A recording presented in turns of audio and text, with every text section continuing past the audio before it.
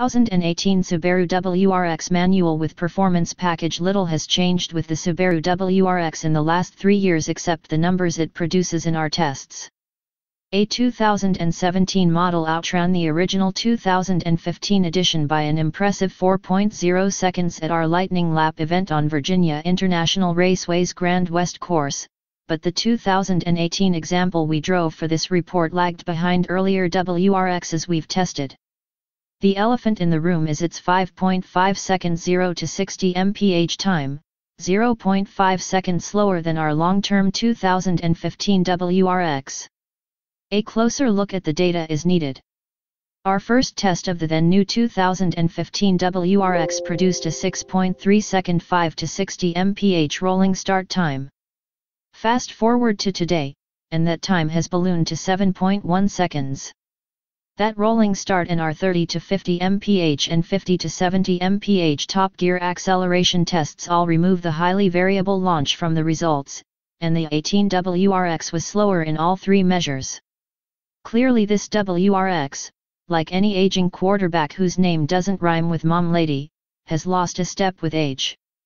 So the question becomes this: is a less quick WRX a less good one?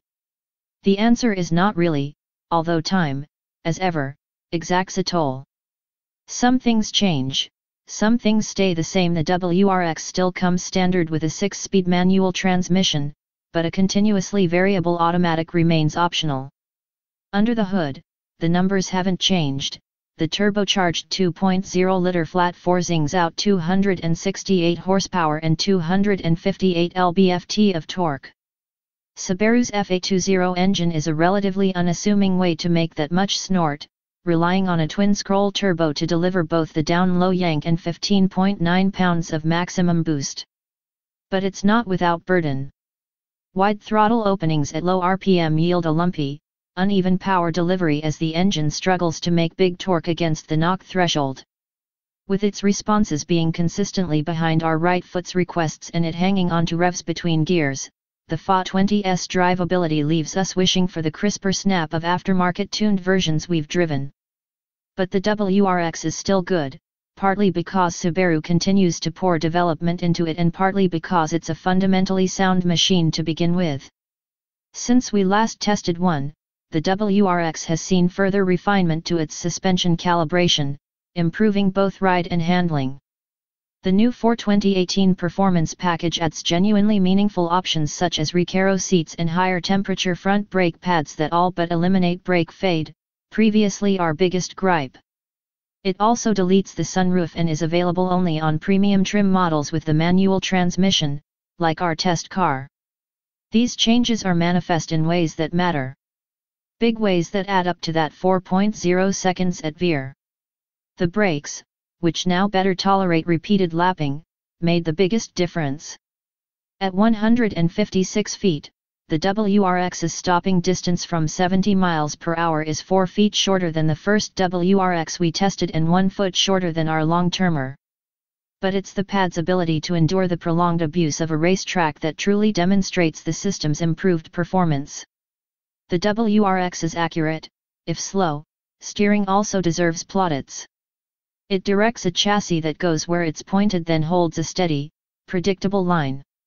On a racetrack, the WRX gives up little to the more hardcore WRXT that is built from the same bones in terms of chassis performance.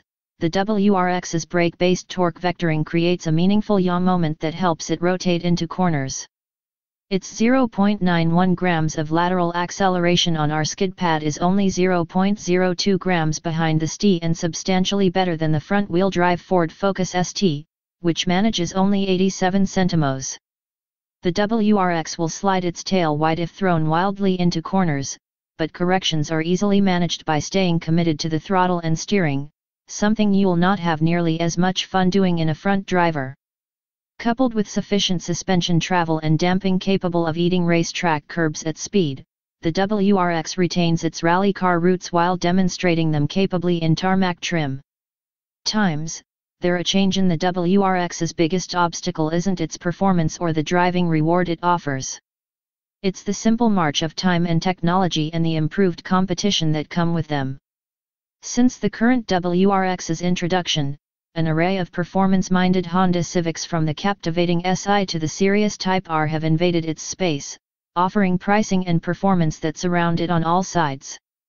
Ford's Focus has expanded its reach from the Wake Us Up front drive ST to the Wakes Up the Neighbors all-wheel drive Rs.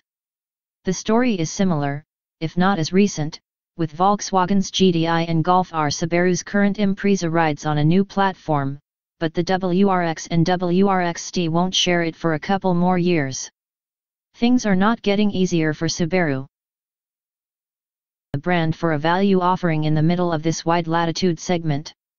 It's a contest it won't win on interior design, which, like the rest of the car, springs from the 6-year-old, 4th-generation Impreza.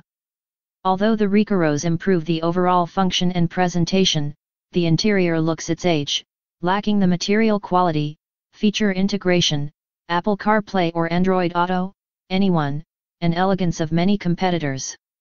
Our test car was the premium trim, which brings 18-inch wheels and performance tires, heated front seats and mirrors, and an upgraded infotainment system for $2,300 more than the base WRX, pushing its starting price to $30,155. Add in the performance package and you're looking at $32,205. If the top of the segment is represented by the $36,475 Golf R and the bottom by the $24,990 Civic Si, then the WRX comes in at about the midway point while still managing to be the least costly all-wheel drive contender on offer. It's not a bad place to be, but its wrinkles are showing more every day.